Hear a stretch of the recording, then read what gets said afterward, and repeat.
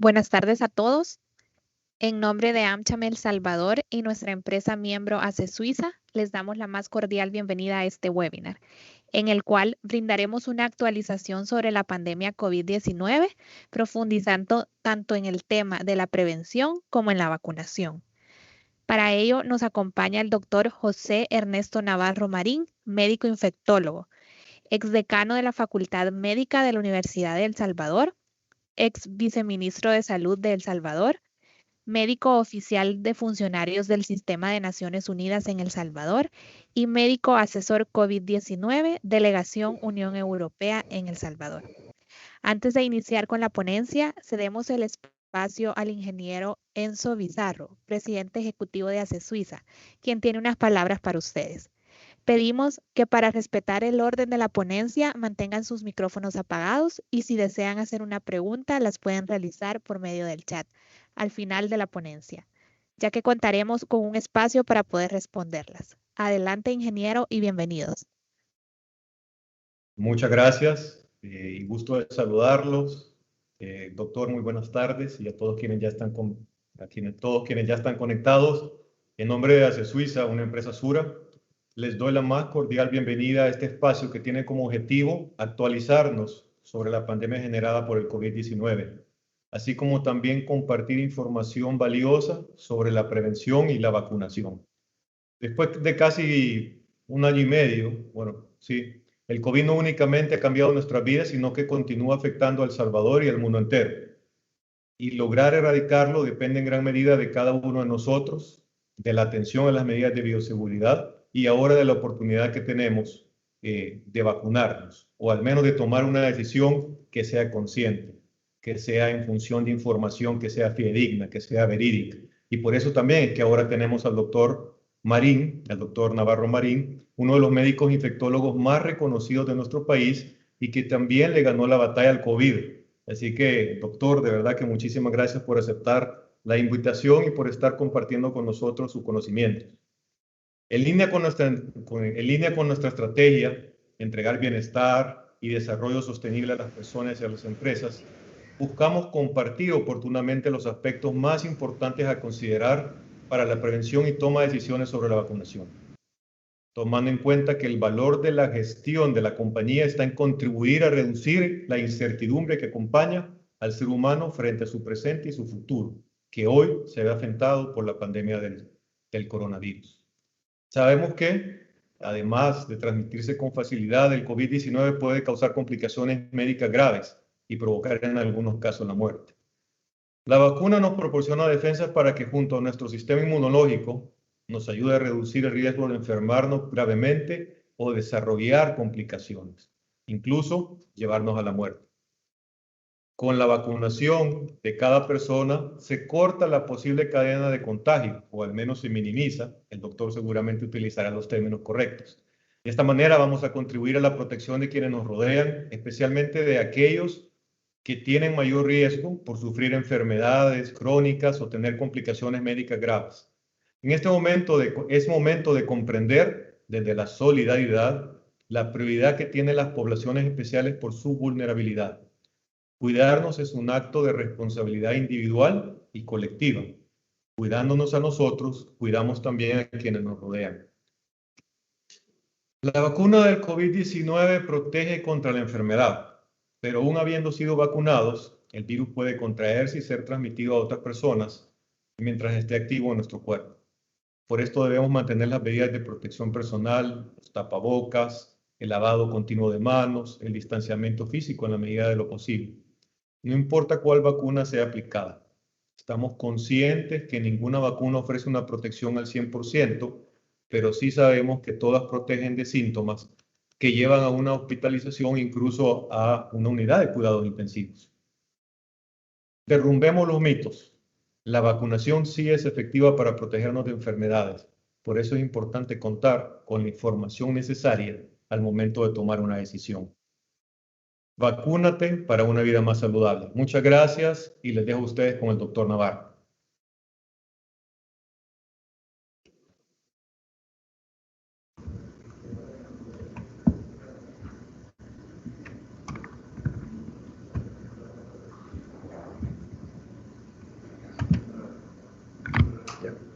Muy buenas tardes.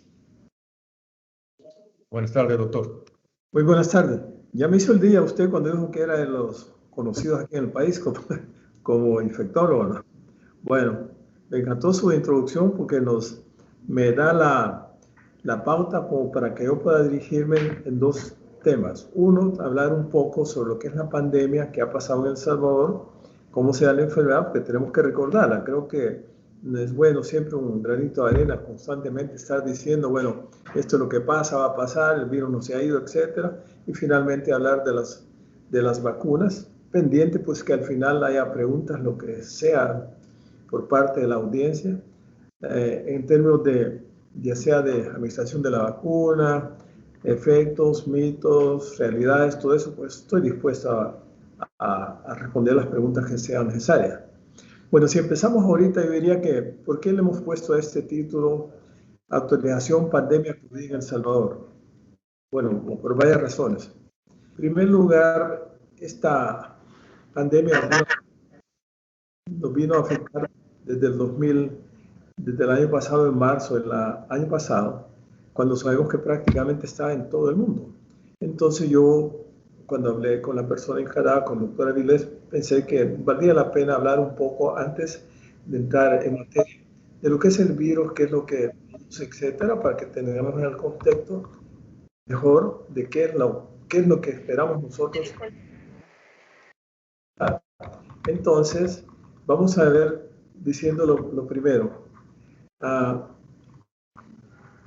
Acá, desgraciadamente me pasó la última ahorita. Espérenme que esta cosa no la manejo muy bien. Creo que es aquí. ¿Cómo empezamos? Bueno, de para arriba.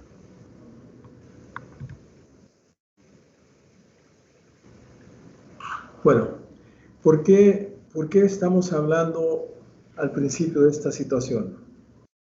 Me recuerdo que al principio, y estas son palabras cuando yo digo acá, mientras no tengamos vacuna estaremos bajo la misericordia de Dios, me llamó la atención que lo dijera en una entrevista, más bien preguntas y respuestas sobre el COVID de una radioemisora. Yo venía en el carro y entonces escuché que la persona dijo lo siguiente: mientras no tengamos vacunas estaremos bajo la misericordia de Dios. Me llamó la atención que un campesino diga eso, una persona pues que me llamó la atención la forma tan humilde que la dijo, tan expresiva, que me la grabé y la he puesto así como al inicio de la conferencia. Entonces yo me pregunté después, bueno, entonces ¿tendremos la luz al final del camino? Fue la primera pregunta que yo me hice, ¿no? Y por esa razón entonces yo me atrevo a decir que prácticamente acá el país nos ha afectado de una forma terrible. En esta gráfica ustedes pueden apreciar desde el principio como en marzo, aquí lo tenemos por año, estamos hablando de casos confirmados por día. Si la vemos de prácticamente lo que ha pasado en los últimos, digamos, marzo, abril, mayo, junio, en los últimos 15 meses, podemos decir que cuando estamos hablando de marzo, estamos hablando del 20 de marzo que tuvimos el primer caso y fue que todo el mundo lo esperaba.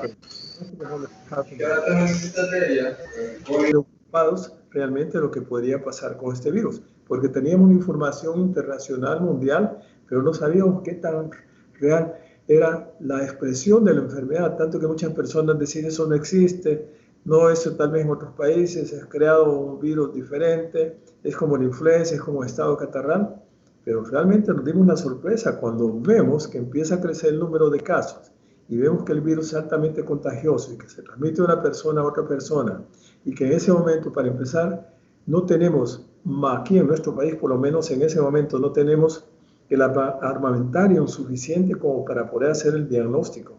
Y por otro lado, el temor también del equipo médico en el sentido de decir, bueno, ¿qué tan contagioso es esto cómo nos vamos a proteger? Bueno, todos decían, sí, es una simple influenza, un simple catarro, pero finalmente nos dimos cuenta que no era tal cosa. Ya lo digo como sobreviviente que soy, pues que realmente, gracias a Dios, estoy vivo, estoy para hablar con ustedes esta tarde. Entonces, si ustedes ven el devenir de esta pandemia, de su comportamiento, va bien aquí en El Salvador, observamos cómo en los meses de marzo, abril, va a esa curva ascendiendo con picos, ligeras estabilidades, pero posteriormente empieza a subir para que nosotros prácticamente estamos en el pico, ascendiendo al pico a los principios de junio, y después vamos ascendiendo a la cima de estas curvas en las cuales vemos que prácticamente a fines de julio y a principios de agosto empezamos a ver que hay un leve descenso. Esa inflexión que ustedes ven repentina no es porque ya todos nos alegramos, ya pasó el efecto epidémico aquí en nuestro país y ya estamos. Recuerden que durante todo ese tiempo hubo confinamientos, hubo cuarentenas, hubo una cantidad de cosas que estuvimos aprendiendo. Es más, todavía estamos aprendiendo sobre el virus y su comportamiento. Ya les voy a decir por qué. Porque si vemos esa curva, podríamos decir, bueno, quiere decir que a principios de septiembre, bueno, si vemos esa inflexión franca de tener hasta 50 casos por día, pues dijimos, esto ya se hizo, ¿no? Pero comparando las estadísticas que tenemos a nivel mundial, podríamos aseverar de que realmente no es que estábamos terminando con eso, sino que era el inicio de algo que es un calvario al momento, porque esto va a seguir. Y el virus ha venido para quedarse, y que quede claro desde el principio. No sabemos cuándo salir de nuestro país, y mucho menos si ustedes ven el comportamiento del virus en Europa y en otras partes en las cuales hay prácticamente unas elevaciones tremendas del número de casos y fallecimientos, como ustedes han podido ver en los periódicos, sobre todo en la India, pues que hay un montón de gastos en los hospitales, dicen que no tienen oxígeno, la gente dice prefiero quedarme en mi casa y no ir al hospital porque no me van a dar ni siquiera oxígeno. Y vemos que los cementerios son la forma como ellos ven sus enterramientos, vemos que al final pues hay en la calle, ustedes ven en los periódicos, en las noticias, cómo los incineran y cómo terminan con esos pobres cadáveres, se puede decir, de personas que han fallecido a causa de ello. Con ello quiero indicar pues que la enfermedad no es cualquier cosa, no es un simple catarro. Pero a medida que pasa el tiempo, entonces vamos a ver que en septiembre viene un poquito de liberación de la economía. Entonces, ¿y qué pasó entonces? Viene que el gobierno empieza a dar alimentos a las personas, viene un momento en que le dan un subsidio de 200 o 300 dólares, la cantidad de personas se aglomeró, y como producto de eso ustedes pueden ver cómo en septiembre empieza a aumentar el número de casos nuevamente. Para llegar a octubre, noviembre, empieza no a estabilizar, sino que en forma progresiva a ver cómo, para llegar hasta el mes de diciembre, ven cómo esa curva fue ascendiendo, y en lugar de disminuir, como teníamos la impresión que fue a fines de agosto del año pasado, como vemos que prácticamente a nivel de diciembre empieza nuevamente a aumentar. Como producto de eso, ¿qué es lo que pasó? Bueno, fiestas de Navidad, grupos familiares reuniéndose, fiestas navideñas de fin de año, que al final dan como traste que tengamos un aumento del número de casos, para que entonces, a medida que pase el tiempo, enero, y estamos hablando de enero, hoy, al mes de mayo, podemos decir que ha habido un descenso. ¿Cuándo se empezó la vacunación acá? En otras partes del mundo, bien sabemos que ahorita llevan hasta 6 meses de haber vacunado a sus poblaciones, con cifras elevadas de vacunación, de millones de personas vacunadas, y prácticamente en nuestro país, pues creo que el gobierno en ese sentido, pues proveyendo de cantidad suficiente de diversas vacunas, ha permitido que de alguna manera más gente, depende de los grupos etarios y las enfermedades que adolecen esas personas, empezó por las personas que cuidamos a los pacientes, que somos el equipo médico en salud, enfermeras, médicos. Estamos hablando de anestesiólogos, de todas las especialidades de la medicina, empezando con el gobierno y después con los privados, que afortunadamente nos han puesto la vacuna ya. Y vemos como prácticamente este día, según ustedes pueden ver, la última cifra que tenemos, que el día de ayer habían solamente 134 casos nuevos en nuestro país. No quiere decir que ya llegamos al fin de esto por el hecho de tener la vacuna, y porque vemos un descenso franco, o por lo menos una estabilidad en el número de casos en las últimas semanas. Si es así, veámoslo de la siguiente manera. Si en el país hay alrededor de 70,000 casos acumulados desde marzo hasta este año, y tenemos que ha habido alrededor de 2.500 fallecimientos, hagan la cuenta cuánto podría ser la mortalidad y la letalidad que estamos en nuestro país. Quiere decir que esta enfermedad puede matar. Para ello, entonces, me voy a tomar un par de minutos explicando qué es lo que yo esperaría del comportamiento tratamiento de la enfermedad. Y para eso entonces quiero decir lo siguiente, ¿no? ¿Cómo se manifiesta la enfermedad? La enfermedad se manifiesta de varias formas. Por ejemplo, puede ser tan leve como se decía al principio con un simple catarro. La mayor parte de las personas, si nosotros tenemos una pirámide que tenga una base ancha y una arista casi angular, como un iceberg, podríamos decir que la base es bien amplia. Quiere decir que el 80% de las personas que se contaminan, que se contagian, es la mayoría, hasta el 80%, pero nos queda un 20%. Ese 20% puede haber un 15% que puede ser leve, moderada, y después nos va quedando un 5%. Ese 5% lo podemos dividir en dos fases. Una grave y la otra entre los graves, los que terminan en cuidados intensivos, que puede ser hasta un 1 a 5%. Si eso es así, quiere decir que una vez que uno entra a cuidados intensivos, las posibilidades de salir de ahí, por más esfuerzos que se hagan por parte del equipo médico, llámese anestesiólogos, intensivistas, infectólogos, internistas, cardiólogos, neumólogos, por más esfuerzos que sean, llega un momento en que el cuerpo se rinde y finalmente fallece. ¿Qué es lo que acabo de decir yo? Que si bien es cierto que la mayor parte de las personas son asintomáticas, que tal vez ni se expresa, muchas veces no tienen mayor sintomatología, pero esas son las personas que prácticamente se encargan de un contagio masivo en la familia y en la comunidad. ¿Por qué? Porque no tienen síntomas. Se dijo al principio que los niños eran los más predispuestos a tener el virus presente sin tener manifestaciones y de esta manera pasárselo a la familia y después a la comunidad. Actualmente sabemos que todos prácticamente somos, una vez infectados, en este momento somos capaces de infectar por lo menos a una persona.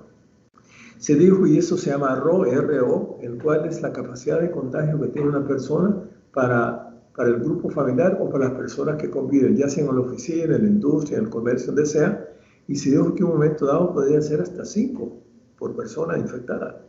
Actualmente, con la curva que estamos viendo nosotros, podemos decir que por lo menos una persona puede infectar a otro, pero desgraciadamente cuando yo he hecho cantidad de llamadas, de consultas telefónicas por video, lo primero que le pregunto a la persona, ¿quiénes viven en la casa? Pues vimos 5, ¿quiénes viven? El abuelo, el tío, el primo, no sé cuántos hijos, y la otra pregunta es, ¿cuántos se han enfermado? Todos.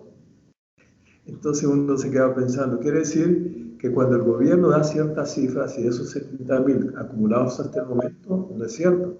Esto no es que una alusión a si el gobierno lo hace mal o bien. Lo que quiero decir con esto es que se da en todo el mundo, y es por la razón que estoy diciendo, que hay cantidad de personas que están consultando o no llegan por temor a los hospitales o no consultan en la consulta presencialmente, sino que lo hacen virtual. Por esa razón, entonces uno se va dando cuenta, y somos varios médicos que estamos dando consultas de esa manera, hay cantidad de personas contagiadas que son capaces de contagiar a otras personas. Significa esto que entonces que estamos en presencia de un virus que es, número 1, es altamente contagioso. ¿Cómo se descubrió eso cuando empieza en China? Bueno, que aparece un caso que dicen que venía de los murciélagos y de algunas personas allá en los mercados, pues comen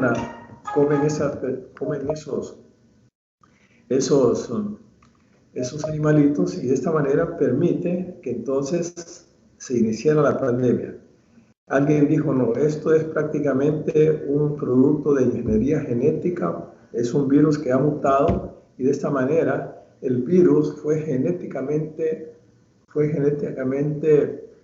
hecho, y que después salió al mundo, empezó en China y se diseminó por todo el mundo a través de las diferentes vías de comunicación que tenemos. ¿Cuánto tiempo dura una persona estando en China y en El Salvador?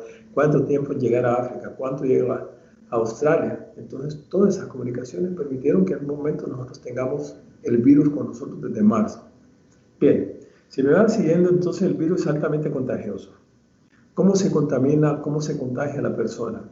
Se contagia precisamente porque todos nosotros a nivel de la nariz tenemos ciertos receptores del virus, es decir, como encajar una llave con su cerradura.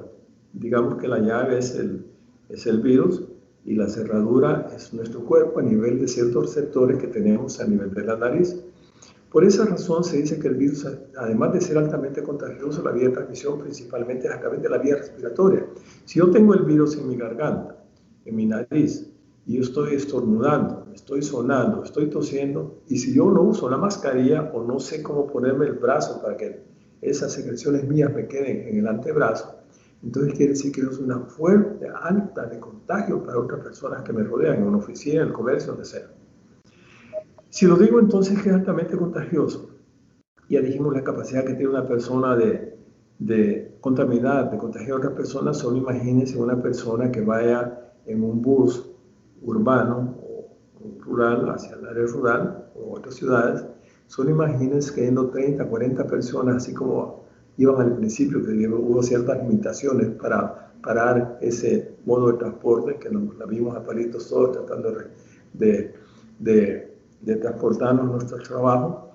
Y en segundo lugar, pues vino la nueva se puede decir la nueva norma, como que dice, la mayor parte van a trabajar en su casa, que esté el trabajo. De esta manera, tratando de evitar el contagio de otras personas. Bueno, a medida que pasa el tiempo, entonces la persona adquiere el virus en su nariz y se ha dicho que una persona que es contagiosa puede infectar a la otra persona y esa persona que está infectada, al toser, estornudar, se lo pasa a las personas. Y de esta manera, entonces, vemos cómo al final llega a la casa, a la familia, sin tomar las medidas de precaución y no las medidas que ha advertido que tiene que ser en forma obligatoria por parte de toda la comunidad salvadoreña. Finalmente se empiezan a dar los grupos familiares enfermos. Y a medida que pasa el tiempo, vieron cómo fue aumentando el número de casos, cuando hay las aglomeraciones, y aprendimos. Yo creo que yo siempre le llamé como una escuelita. El hecho de que cuando estuvimos en cuarentena, ¿quién no aprendió a usar la mascarilla, a lavarse las manos, que tal vez no teníamos la costumbre de hacerlo? ¿Quién no aprendió que no es importante no tocarse la cara? ¿Quién no aprendió que el distanciamiento es prácticamente una forma de evitarlo? Esto está demostrado por años. Recuerden que la influenza y las pandemias que hubo por influenza en los años 2018, el 49, el 60 y la última que hubo de influenza, la que tuvimos hace como en el 2005 aquí en el país, recuerden que el uso de la mascarilla se imponía. Entonces, si habríamos aprendido eso y hoy tenemos un refuerzo con la venida de este virus, pues con mucha más razón para que la sigamos utilizando en términos de prevención. Entonces, la enfermedad, ¿cómo se va a manifestar? Usualmente en la mayor parte de los casos a los 2-3 días. Se va a manifestar precisamente como un estado en el cual me puedo sentir cansado, agotado, ganas de no hacer nada, un dolor de cabeza, me puede tener mucosera, puede ser que no la tenga, me arde la garganta, y a medida que va presentando la manifestación de la enfermedad, para terminar en grave, de leve, puede ser primero que yo no sienta nada, y ya tuve el contagio. 2, que tal vez sienta un poquito de dolor de cuerpo, haraganería, eso se llama dinamia, o después que vaya progresando en otras personas, sobre todo cuando las personas tienen una comorbilidad. Ya comorbilidad no es más el hecho de tener una enfermedad crónica en la cual yo tengo que estar tomando medicamentos,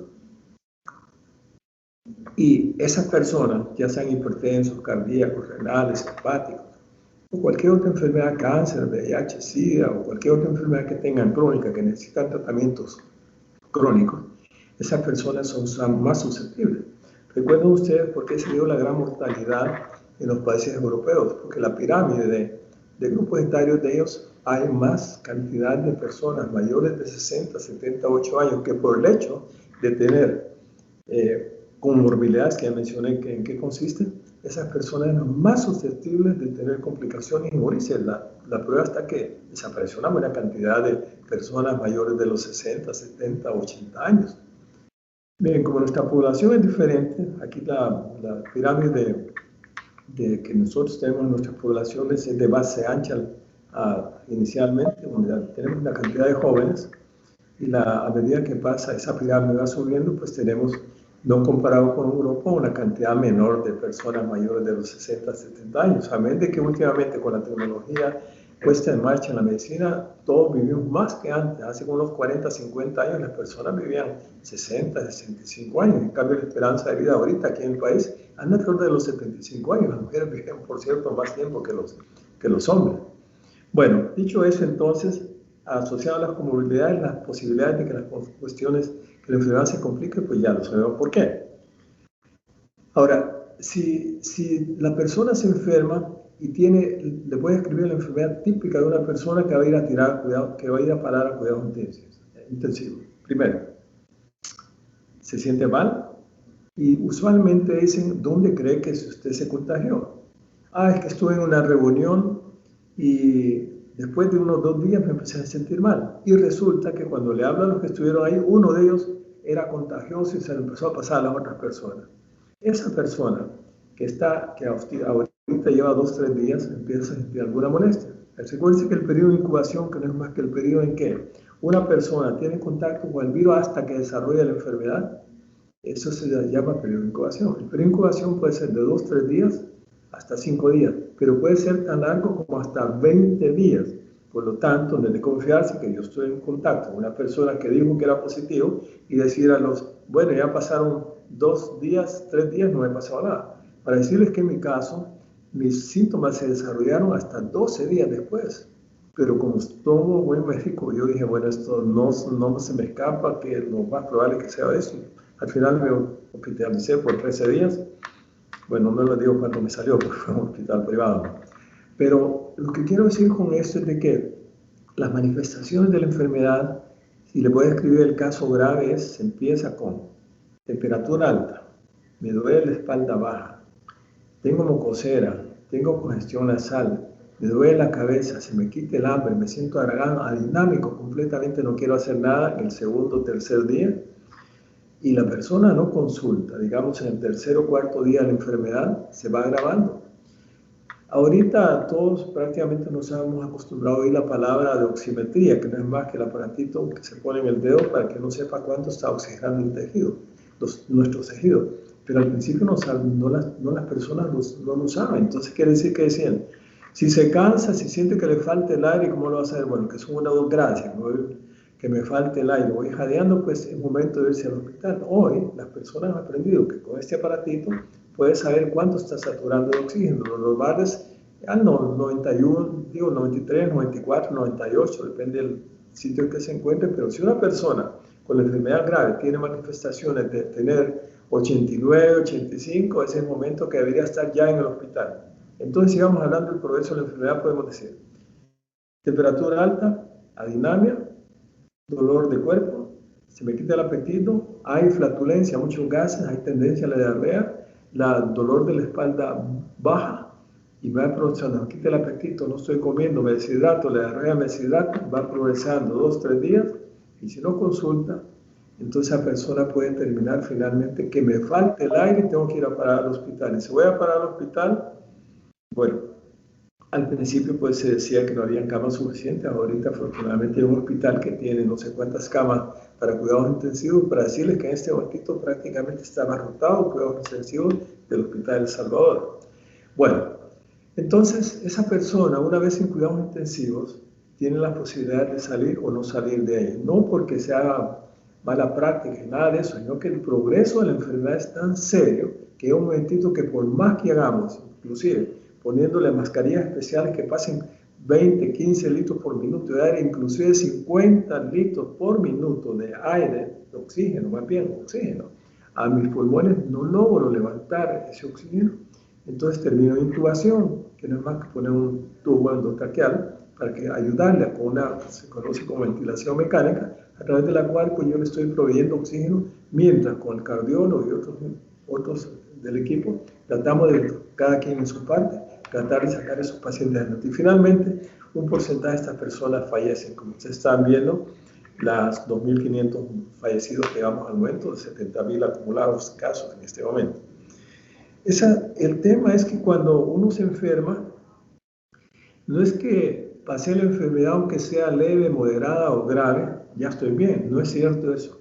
El pulmón queda dañado durante un buen tiempo y para que ustedes tengan una idea, cuando se hace la radiografía se ven unas lesiones bien impresionantes de cómo ha sido el daño del pulmón que no se va a reparar mañana ni pasado. Si uno se hace una placa ahorita, bueno, en mi caso, para que dar un ejemplo, si yo tuve el COVID en agosto, yo ahorita, y estoy hablando bien, no me veo cansado tal vez, pero aún tengo lesiones todavía que son producto de aquella afectación que yo tuve de parte de mis pulmones por parte del virus. Entonces es bueno saberlo porque una persona si sabe que no va a estar tomando radiografía a cada momento, pero si esa persona no tiene una rehabilitación adecuada, digo, por ejemplo, que salió grave y se fue para su casa y se siente cansadito, se puede quedar cansado para toda la vida. Es más, hay personas que quedan oxígeno dependientes, quiere decir que para el resto de su vida van a tener que estar utilizando un tambo de oxígeno o un productor de oxígeno. Bueno, si esto es así, entonces, ¿qué estoy diciendo? Si yo tengo una enfermedad grave, yo puedo fallecer. Y no es para tener miedo a la enfermedad, sino que más bien cómo tratar de evitarla en términos de prevención. Y por otro lado, si estoy enfermo, ¿cuándo debo consultar y con quién debo consultar? Entonces, manifestaciones de la enfermedad después de que se han padecido la enfermedad de forma grave, pueden quedar daños cardíacos, pueden quedar daños cuando la persona pierde el olfato, por ejemplo, puede durar una semana, 2 semanas, puede durar hasta meses y no recuperar su olfato. La mayoría lo recupera en 2, 3 semanas, así como recupera el gusto. Entonces, va a depender de las manifestaciones propias que tenga su carácter más bien de inmunológico, defensa del organismo, para ver qué tan grave se va a expresar la enfermedad. Finalmente, entonces, la recomendación es que si la persona padeció la enfermedad tiene que ir con un neumólogo o un cardiólogo para saber qué daño permanente me puede quedar tanto en mi corazón, es decir, va a afectar mi circulación, como qué daño me queda en el pulmón, como para que yo sepa qué tanto de oxígeno y qué rehabilitación voy a tener que hacer, y para eso hay especialistas aquí en el país, por supuesto. Bueno, si hablamos de la enfermedad y sus consecuencias, que pueden ser de fallecimiento, no es para asustarles, sino que para no seguir aumentando lo que se conoció al principio como la pandemia, el miedo a la pandemia, uy, me voy a contagiar, y la otra pandemia, temor prácticamente a que me pueda morir, y la otra es temor a la vacuna, porque eso se ha dado prácticamente, ¿no? Sino que decido, pues, de que es bueno, en términos de prevención, qué es lo que nosotros tenemos que hacer. Dicho esto, como manifestación de la enfermedad, vean qué preciosa fotografía, y no sé si es pintura realmente, porque está muy bien hecha. Es una pintura de Robert Thom, que vivió del 1915 al 79, y está expuesta en la Universidad de Michigan. Jenner, ¿quién fue Jenner? Resulta que fue el iniciador de lo que se conoce como vacunación actualmente. Y ustedes ven ese niño que está prácticamente vacunando, y de ahí viene el nombre de vacuna, porque fue precisamente un virus que se llama vacuna, que puede estar en las vacas, precisamente en las mamas, tiene esa vacuna que se conoce como vaccinia o vacuna. Y de ahí viene el nombre de vacunación que tenemos actualmente. Entonces, este gran investigador de ese tiempo, entonces observó que no me acuerdo cómo se llama esta persona, que a los niños, no sé si en China o en qué parte era, que les untaba de las lesiones que tenían esos animalitos, se las untaba en el brazo, y esas personas no les daba prácticamente la enfermedad. Entonces ese fue el inicio de la vacunación, que actualmente pues es el principio a través del cual pues tenemos vacunas de todo tipo, y sabemos que actualmente las vacunas todas son buenas. Que hay detractores para las vacunas es diferente, pero lo bueno es decir que es el inicio de la vacunación a nivel mundial. Y entonces nosotros podemos decir, antes de pasar a esto, me gustaría decir lo siguiente, ¿no? En primer lugar, decir, todas las vacunas, no es más, en salud pública se dice que la mejor manera de prevenir enfermedades es a través de la producción y la eficacia de la vacuna.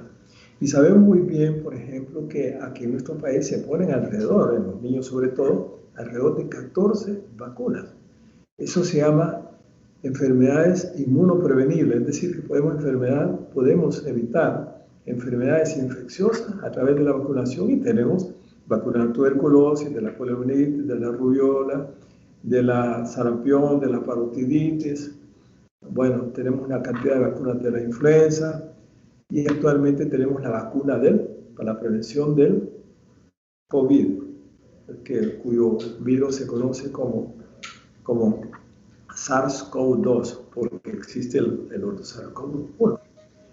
Así como este virus, entonces, los investigadores, y como se acuerdan cuando dije al principio que estamos bajo la misericordia de Dios porque no había otra forma de prevenir la enfermedad más que poniendo en práctica las medidas consabidas por todos los que ya mencionamos, y todo el mundo a la espera de la vacuna.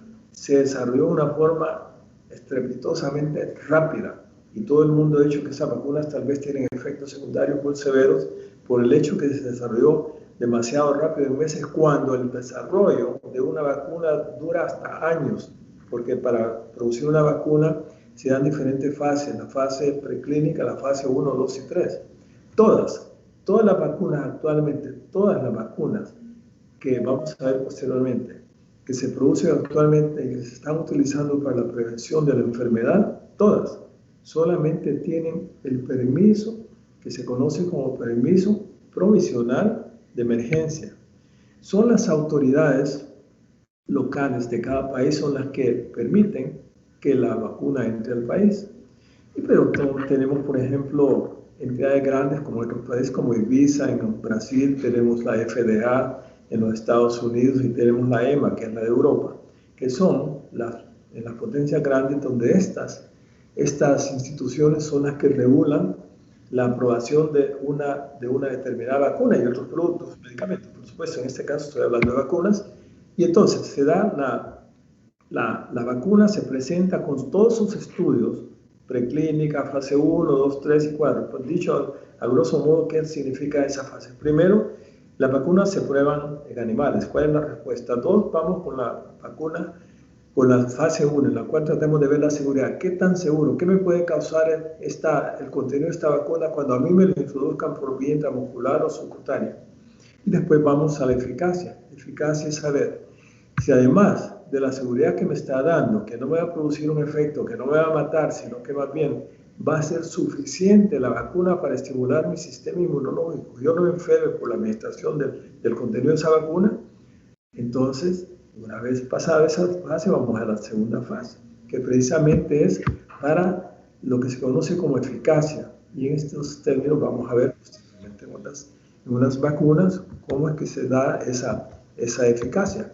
Por ejemplo, si hablamos de estas vacunas actualizadas, de las cuales tenemos en el país la AstraZeneca, tenemos la de Pfizer, que dice el ministro que va a tener un lote de 4 millones dentro de poco, y tenemos por otro lado la conocida como CoronaVac, que es de origen chino. Son las 3 vacunas que tenemos en el país. Si ustedes ven la primera parte donde dice Oxford AstraZeneca, que fue desarrollada precisamente en Inglaterra con grandes monstruos farmacéuticos y científicos de desarrollo, entonces podemos ver esta vacuna y vamos a hablar en qué consiste cada una de ellas. Vamos a ver que ellas, las 3, por lo menos aprobadas aquí en nuestro país, porque es la autoridad reguladora en nuestro país que ha permitido que esas vacunas sean administradas aquí solo en forma pública, no privada todavía. Entonces podemos decir que ya fueron autorizadas, se están administrando a nuestra población, y esas vacunas, entonces, las 3 que se administran aquí en el país tienen que ser 2 dosis, y la dosis tiene que ser la misma. Por ejemplo, yo no puedo combinar Pfizer con AstraZeneca o con el Sinovac, tiene que ser la misma. Bueno, si eso es así, cuando ustedes les vacunen y van a ponerse la segunda vacuna, tienen que exigir que sea la misma, no van a permitir que le pongan una con otra. El tema es el siguiente, que es cuestiones de legalidad, porque cuando ustedes le ponen una vacuna, ustedes están firmando diciendo que cualquier reacción adversa que a ustedes les vaya por efecto de la vacuna, cualquiera que sea, nadie sea responsable y nadie le va a decir después le vamos a pagar tanto porque se enfermó, le vamos a pagar el hospital, si es que paga el hospital, nada de eso. Entonces quiere decir que si usted se pone una vacuna de una marca y se pone otra, ninguno de los dos va a decir, bueno, fue por el otro o fue por la mía.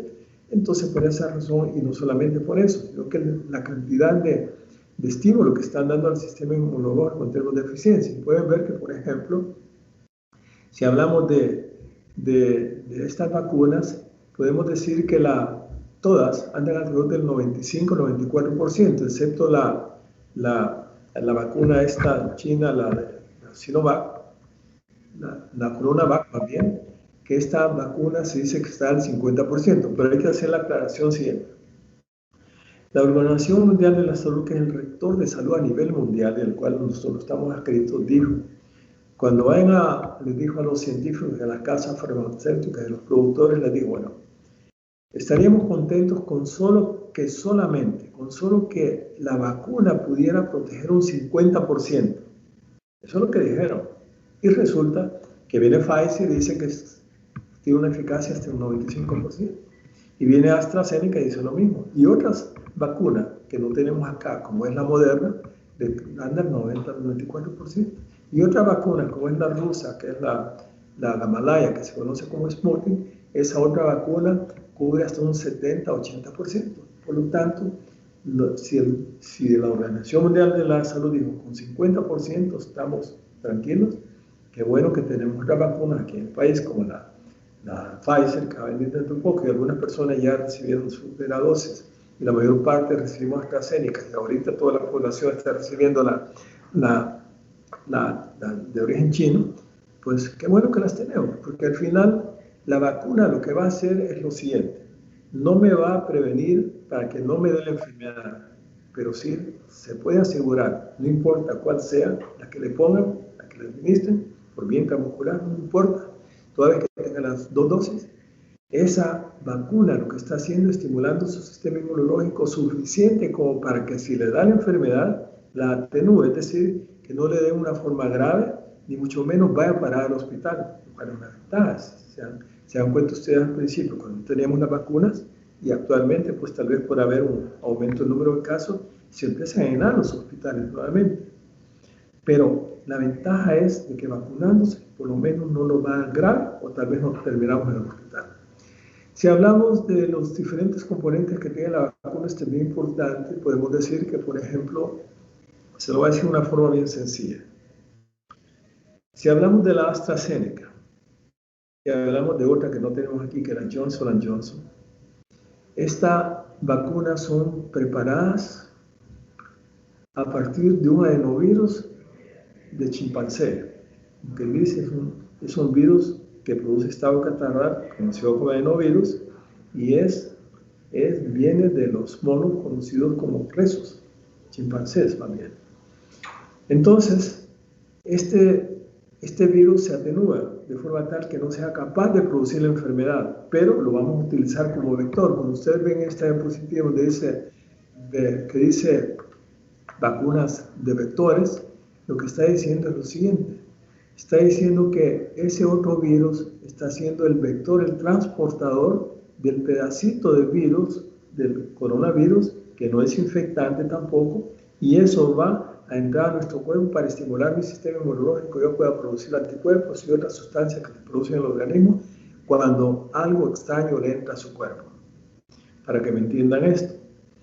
Cuando una persona se enferma, se enferma de tifoidea, esta persona, cuando esa bacteria llega a su organismo, produce anticuerpos, porque es una sustancia extraña en mi cuerpo y yo desarrollo anticuerpos para defenderme. Si a mí me da sarampión, yo formo anticuerpos contra el virus sarampión. Si me da rubiola, que ya la sarampión no hay aquí en el país, la rubiola un par de casos que son traídos de otros países, estas lo que hacen es, cuando se inoculan, es producir un efecto de inmunización, de dar respuesta formando anticuerpos. Bueno, entendido eso, podemos decir entonces que ¿qué se pretende con las vacunas? No importa cuál sea de las 3 que tenemos aquí en el país, la idea es que formemos defensas, llamémosle anticuerpos en este momento. Y esos anticuerpos son los que prácticamente nos van a proteger cuando yo me exponga nuevamente al virus en forma silvestre, es decir, porque otra persona lo tiene. Si me contagio, la ventaja es de que como yo tengo defensa, estoy ciertamente protegido, por lo menos que no me dé grave y que no vaya a parar en el hospital. Ese es el concepto de la vacuna actualmente en cuanto hablamos de vacunas para la prevención del COVID. Bueno, si me van siguiendo entonces, quiere decir que aquí en el país, ¿cómo se conservan las vacunas? Si ustedes ven en la AstraZeneca, se puede conservar, para que lo entendamos bien, como tenerlo en una refrigeradora de 2 y 8 grados. Es una ventaja. ¿Por qué? Porque si hablamos de la Pfizer, para mantenerla y que no se vaya a arruinar, necesitamos menos 70 grados. ¿Y dónde la guardan entonces? En una bodega, como, claro. El Ministerio de Salud se preparó adecuadamente como para tener freezers suficientes de menos 70 grados mientras la vacuna llega por parte del avión, se conserva, se lleva al sitio de acopio del bodegaje a esa temperatura para mientras se saca ahí a las diferentes áreas donde se va a distribuir y se va a administrar. Entonces existe, puede tener la seguridad que si existe esa cadena de frío que preserva que las vacunas no se vayan a arruinar, que sean realmente buenas, que nos protejan y que nos den inmunidad, pues tengan la seguridad que sí se sigue esa cadena de frío.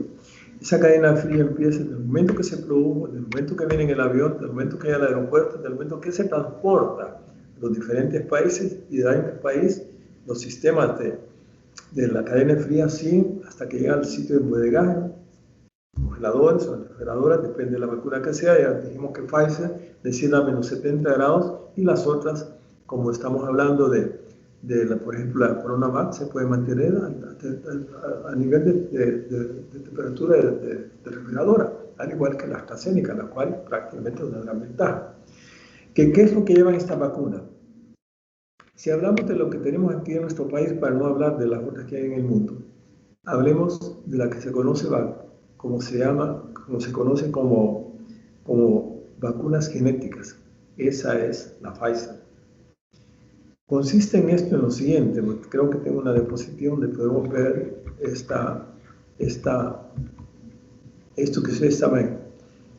Esta vacuna lo que lleva es un pedazo del virus que se conoce como de parte de su ácido nucleico, tal vez estoy hablando estratosféricamente con esas palabras, pero quiero decir que es un pedazo de lo que se conoce, parte de su genoma, de su ácido nucleico, que se llama RNA mensajero. Este pedacito, cuando es inoculado en nuestro organismo, entonces se destruye. Ustedes ven en la primera ruedita, ven que se inocula a través de una jeringa por la vía intramuscular, entra a nuestro cuerpo y entonces nuestro cuerpo es invadido por ese pedacito de RNA mensajero y esa, una vez, estimula lo que vemos en el último círculo, eso que ven como forma de llave o como atrapeador, esos son los anticuerpos que se han formado al estar inducida esa inmunidad por parte de la vacuna. Ese RNA no les va a afectar su genoma. Se dijo al principio que podía afectar su genética, a ver qué cosas iban a terminar al principio, después de ponerse la vacuna y que una persona podía parecer deforme después, etc. Eso no es cierto. Ese RNA, cuando entra al cuerpo, se destruye, pero ya fue suficiente para estimular mi sistema inmunológico para que mis células del sistema inmunológico, que son los glóbulos blancos, conocidos como linfocitos, esos sean capaces de producir anticuerpos.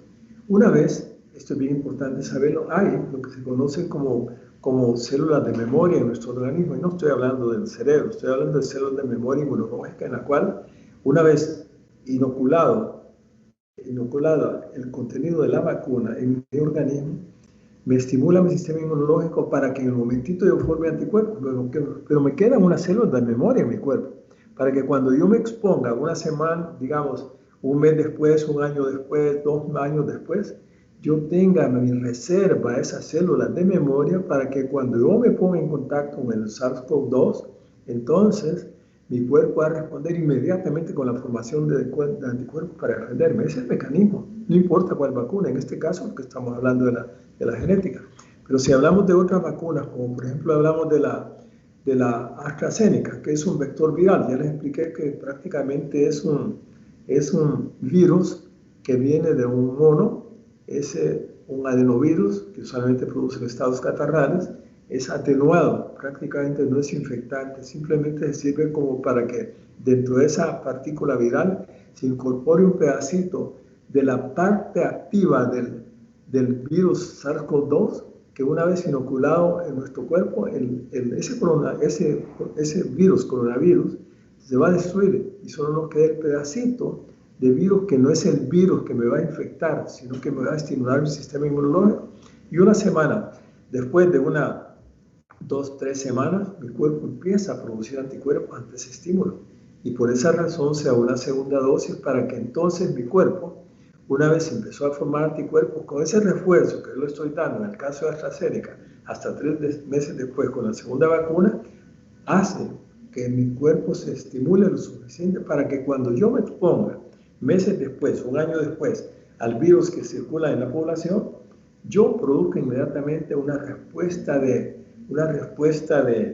defensa en mi organismo. Y así podríamos hablar de la otra, que es la CoronaVac, que es de origen chino, que también es vectorial, y son las 3 que tenemos en nuestro país. Cuando hablamos de la Pfizer, entonces es genética, la AstraZeneca es vectorial, y cuando hablamos del Sinovac, también prácticamente es lo mismo. Otras que se producen en el mundo, como la Johnson & Johnson, que se pone en Estados Unidos, la Novavax que se ponen, estas también tienen el mismo principio de un adenovirus, en el cual se ha incorporado un pedazo del virus para que estimule mi sistema inmune.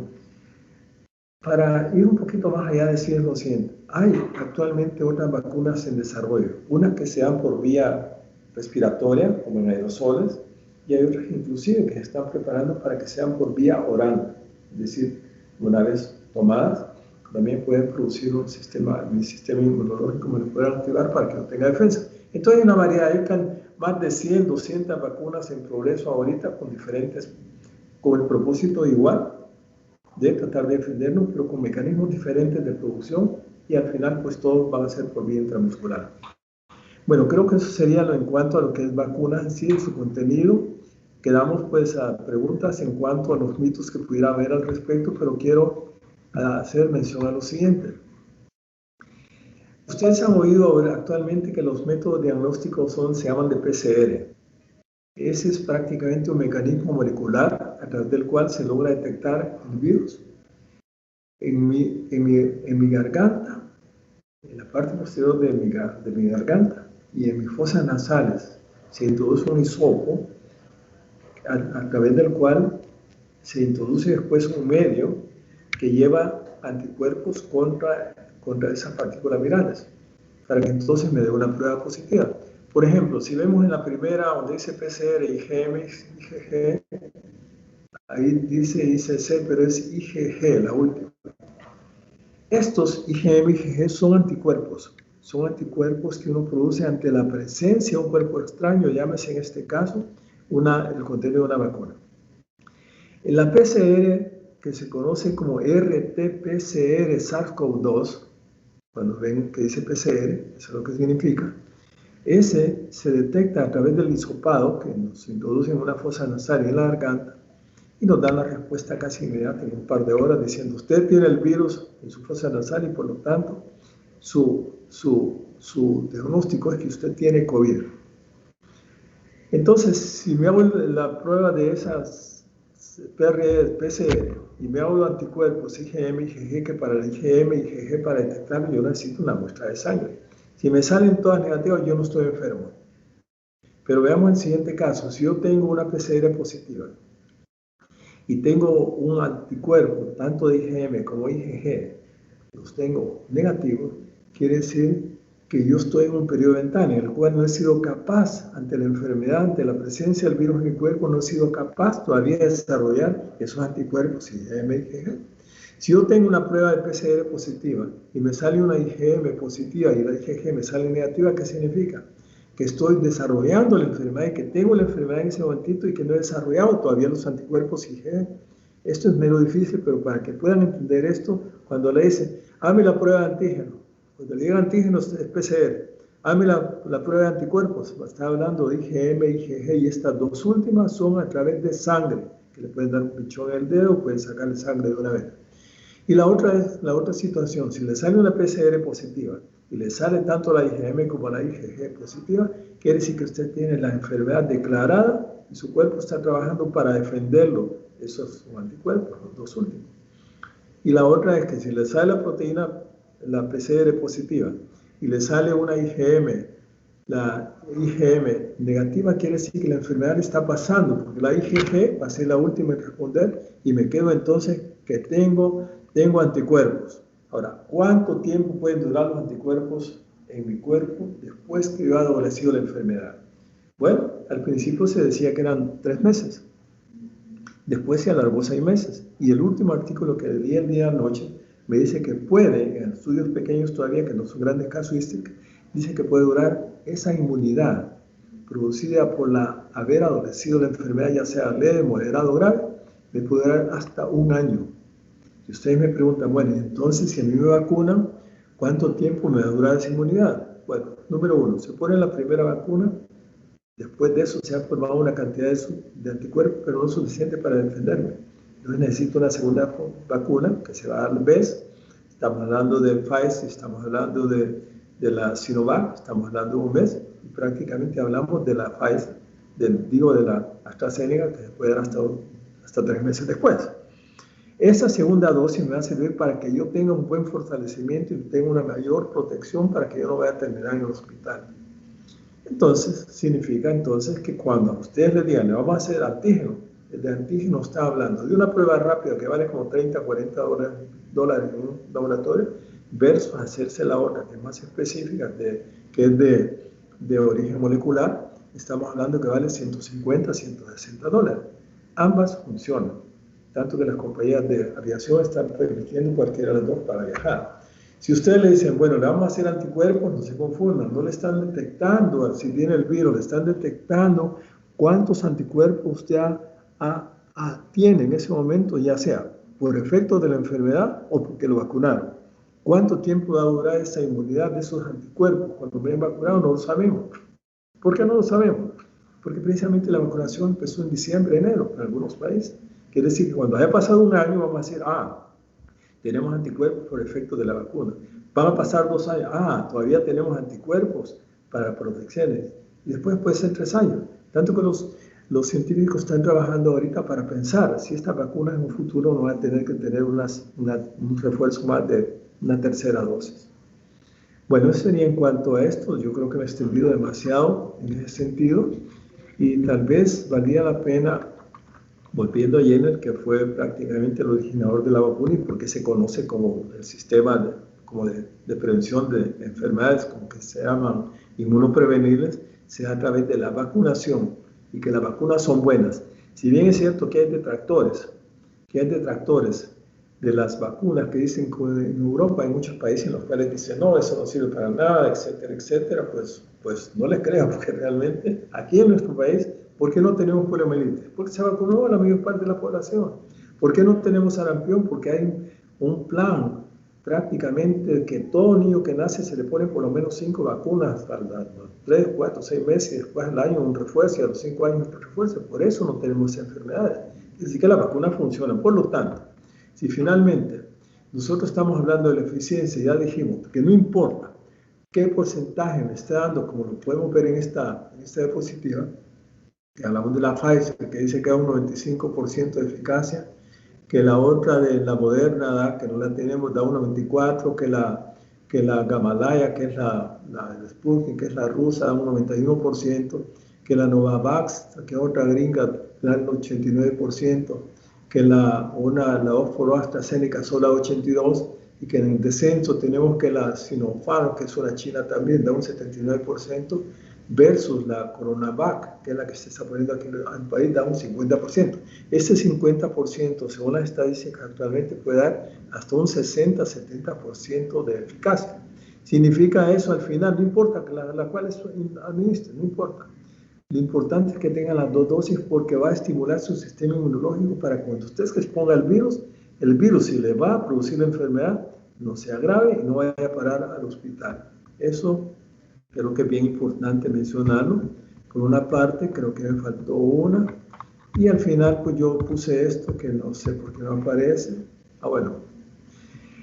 ¿Qué es lo que tiene que hacer salud pública para que sea entonces efectiva una inmunización y tener lo que se conoce como inmunidad de rebaño?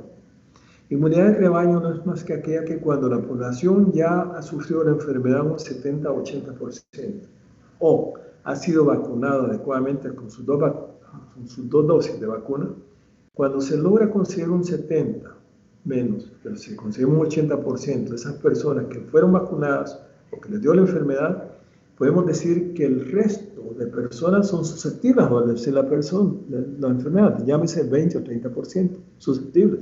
Pero como yo no voy a ser portador del virus, porque no me va a dar o me va a dar suave, quiere decir que yo estoy llevando el virus a mi casa. Si yo me logro poner en contacto con otra persona que tenga la enfermedad. Por lo tanto, se llama rebaño porque estoy protegiendo a aquellos que no fueron vacunados, que no les dio la enfermedad, en forma indirecta. Entonces, para que esto sea efectivo, los gobiernos tienen la obligación de hacer una inmunización masiva, rápida, y así evitamos. ¿Qué evitamos con esto?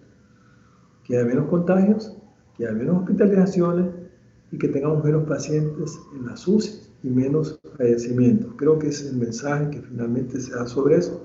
¿Y por qué no decirlo? Si al final nosotros tenemos, si dijimos al principio,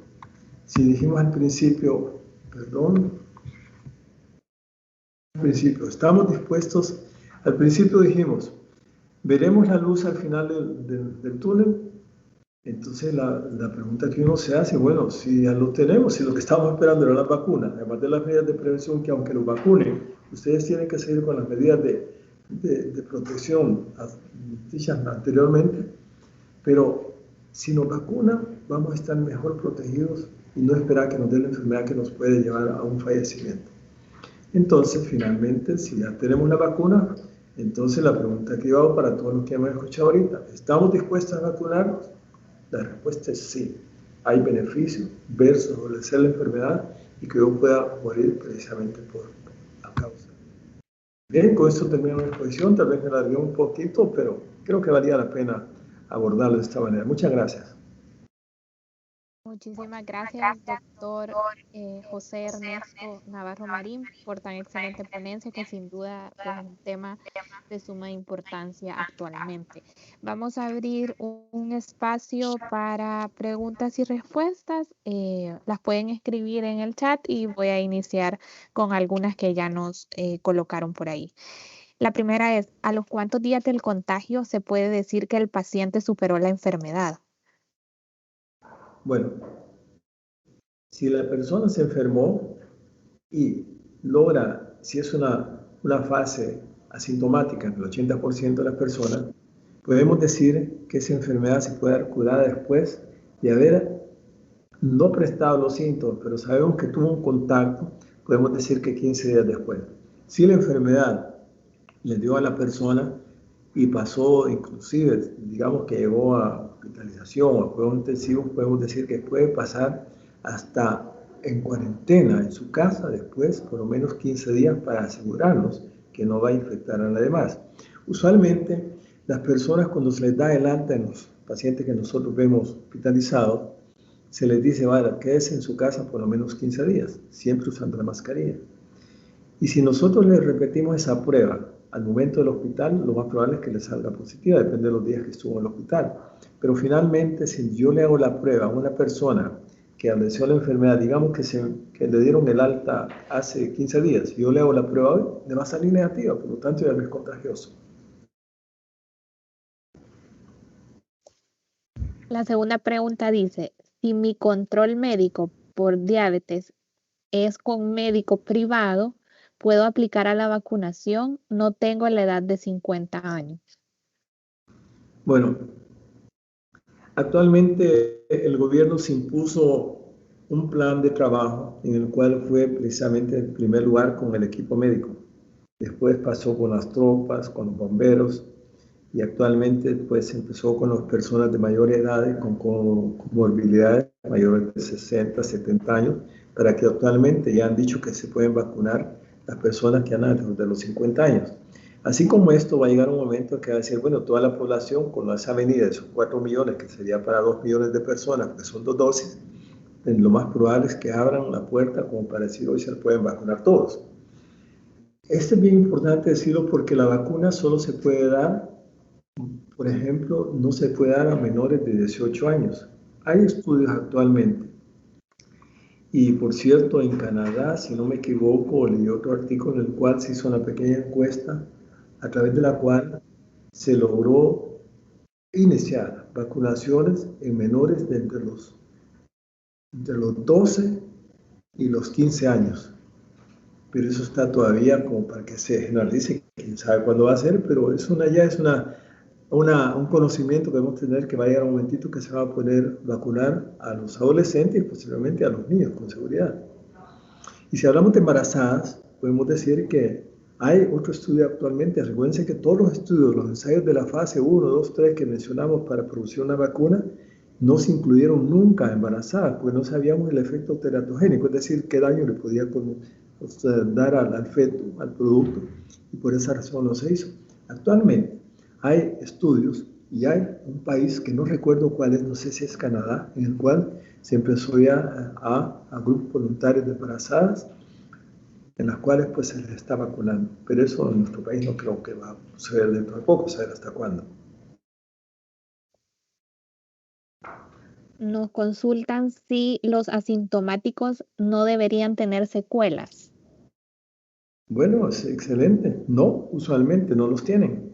Tal vez si lo pasaron desapercibido, tal vez saben que tuvieron la enfermedad porque se hicieron la prueba y si después, unos semanas después, meses después, se hacen las pruebas de anticuerpos, que ya mencionamos cuáles son a través de sangre, van a ver que tienen anticuerpos. Se ha dicho que las personas, esta es mero controversial, porque dice que las personas que les dio asintomática tal vez sea porque tal vez tienen un buen sistema inmunológico que los defendió para que no se manifestara la enfermedad y por lo tanto tienen un sistema inmunológico muy fuerte que hace que ellos produzcan una mayor cantidad de anticuerpos de defensa más que una persona que tenga 70, 80 años que le dio la enfermedad. ¿Los niños y jóvenes deben vacunarse?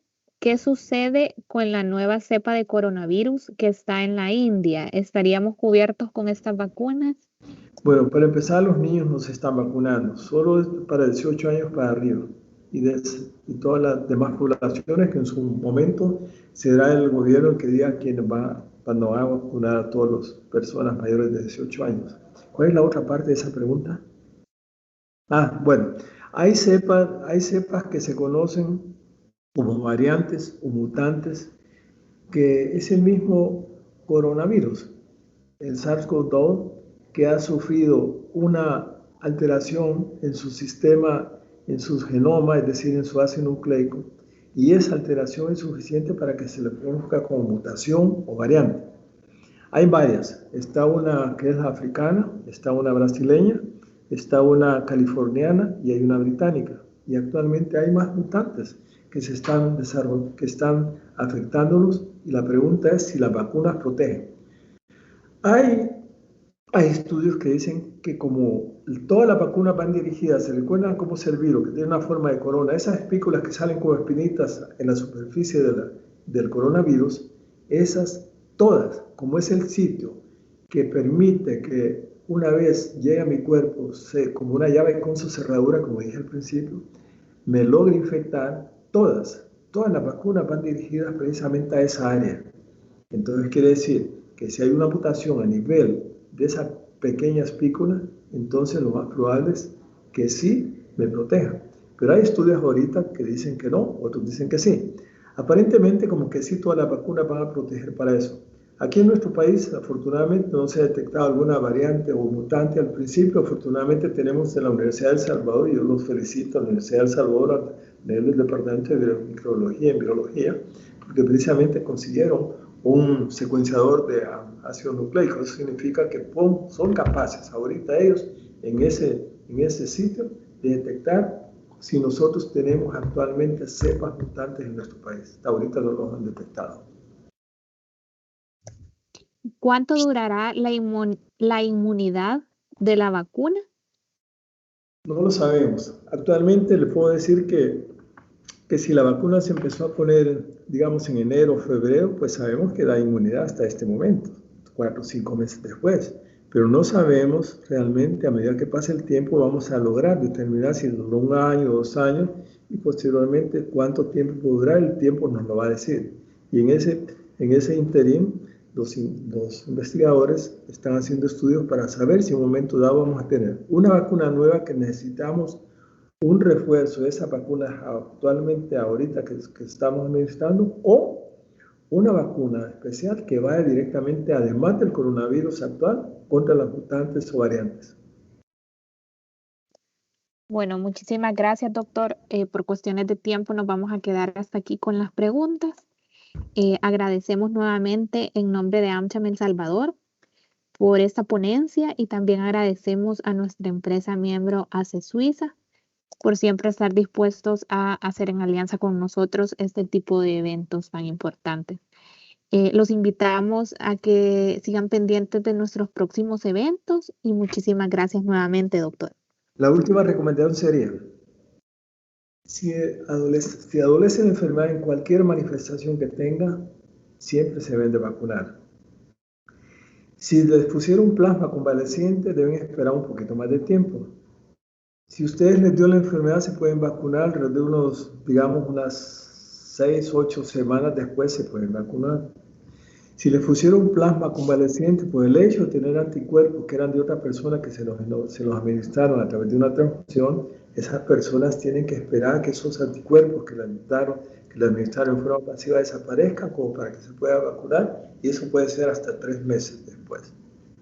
Y si una persona le dio la enfermedad, por supuesto que se puede vacunar, y todas aquellas personas que se les ofrezca, yo diría que si la ofrecen o búsquenla, administren, que déjensela poner.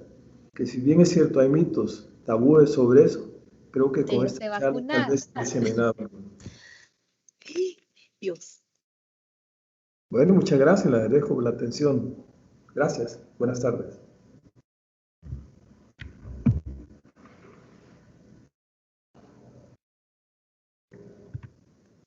Bueno, muchísimas gracias, doctor. Muchísimas gracias a todos los asistentes. Que tengan feliz tarde.